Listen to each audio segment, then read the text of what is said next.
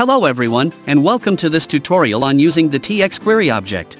The TxQuery provides you the capability to use SQL query statement to query on a local, in-memory copy of the data.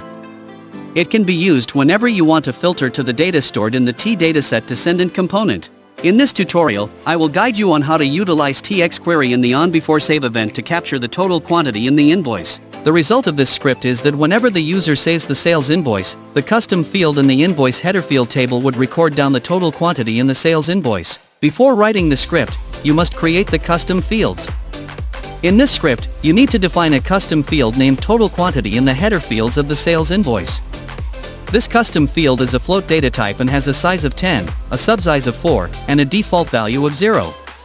For anyone who doesn't know how to create or what is their meaning can refer to our previous tutorial video on the DIY fields. Declaration.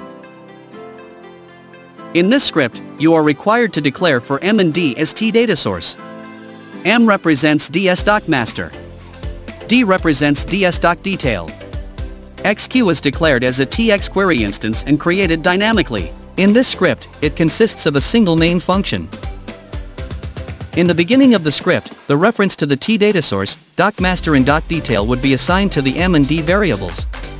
The TxQuery object would be instantiated to the XQ variable. Close the query object to return to its initialized state. Add the DDataSet to XQ object and name it as main table. Write the query statement to the SQL property in the XQ object.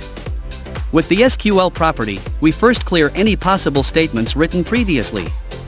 Then add the query statement into the SQL property. This query statement is to sum up the quantity of all records in the .detail dataset.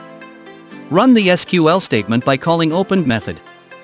Assign the summed value to the UDF_total quantity field in the sales invoices header table. In the end, free up the space used by the XQ object to avoid memory leak. Ending demo. In the end of the video, here is a result demonstrating. When we saved the sales invoice, the quantity of all item would be summed up to store into the UDF_total quantity field. Thank you for watching this video. See you next time. Subscribe to our YouTube for the latest video, follow our Facebook for the latest update, go to our website for reports and guides. It's so easy.